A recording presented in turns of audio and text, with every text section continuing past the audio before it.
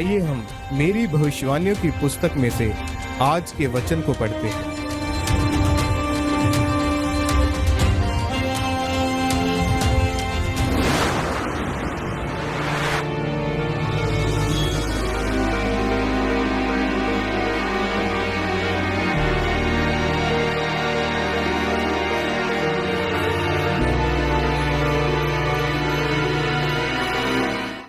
Hallelujah, hallelujah, ऊंची आवाज में हालेलुया, हालेलुया। स्वागत है आप सबका परमेश्वर की जीवित प्रेजेंस में, परमेश्वर के घर में।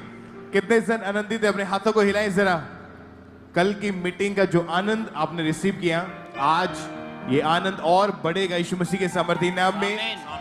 आज बैड फ्राइडे नहीं, आज गुड फ्राइडे है। तो आज आपकी चंगाई का, आपके मिरेकल का, आपके छुटकारे का दिन है यीशु मसीह के नाम में। क्योंकि परमेश्वर आपसे बात करता है, आपको छुड़ाने के लिए, आपको चंगा करने के लिए, आपको आशीषों से भरने के लिए आज परमेश्वर आपको अपने घर में लेके आया है। और आज आप खाली वापस नहीं जाएंगे यीशु मसीह के नाम में। एक बार ऊंची आवाज में बोले thank you Jesus, thank you Jesus.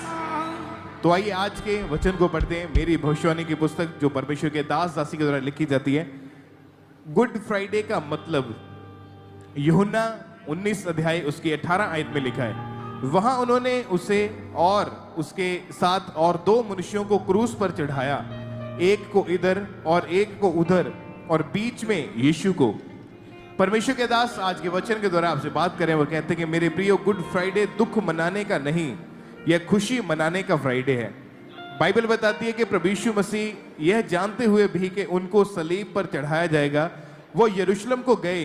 वो अपने जीवन की सारी परीक्षाओं में सफल हुए। इसलिए आज हम प्रभु यीशु मसीह की तरह अपना जीवन व्यतीत करते हैं और ये गुड फ्राइडे मनाते हैं।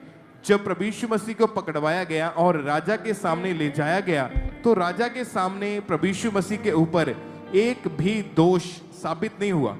राजा ने प्रभु यीशु मसीह को कहा, मुझे यह हक है कि मैं तुझे छोड़ दूं, पर मैं तेरे मुंह की गवाही को सुनना चाहता हूं, ताकि मेरे पास लोगों को बोलने के लिए कुछ हो। प्रभु यीशु मसीह ने राजा से कहा कि 3.5 साल मैं इन लोगों के बीच में रहा, पर उस समय ये मुझे पकड़ नहीं पाए, क्योंकि उस समय मैंने अपने आप को इनके हाथों में नहीं किया था। पर अब मैंने अपने आप को इनके हाथ में कर दिया है, ताकि मैं इनके हाथों से दुख उठाऊं और पिता की मर्जी को पूरा करूं और तीसरे दिन मुर्दों में से जी उठूं। याद रखें, प्रभु यीशु मसीह ने कोई पाप नहीं किया था, लेकिन वह हमारे पापों के लिए सलीब पर चढ़ाए गए। उन्होंने कोड़े खाए, कांटों का ताज पहना, ताकि हम दुखों से, बीमारियों से और पाप से आजाद हो सके।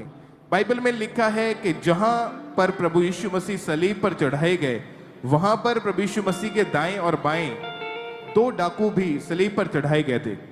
उनमें से एक ने प्रभु यीशु मसीह से कहा, अगर तू मसीह है तो खुद को भी बचा और हमें भी बचा।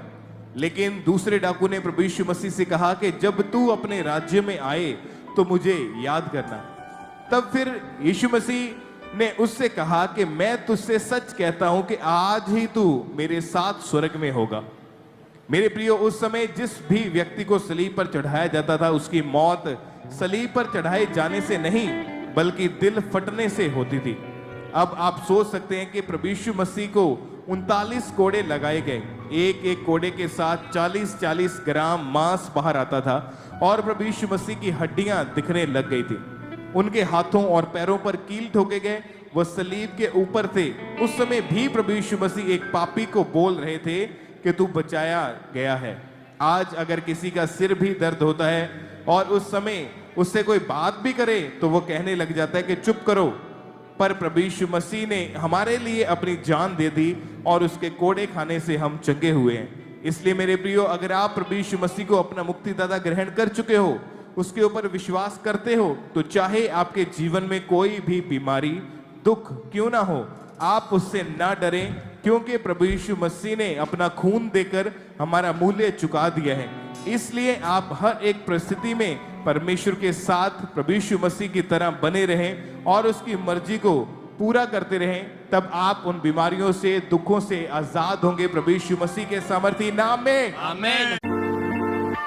परमेश्वर के गहरे वेदों को परमेश्वर के दास के द्वारा जानने के लिए और ऐसी और नई वीडियोस को देखने के लिए हमारे YouTube चैनल को सब्सक्राइब करें और साथ में बेल आइकन को प्रेस करें ताकि ऐसी और नई वीडियोस की नोटिफिकेशन सबसे पहले आप तक पहुंच सके। जुड़े रहें परमेश्वर की हजूरी के साथ। God bless you.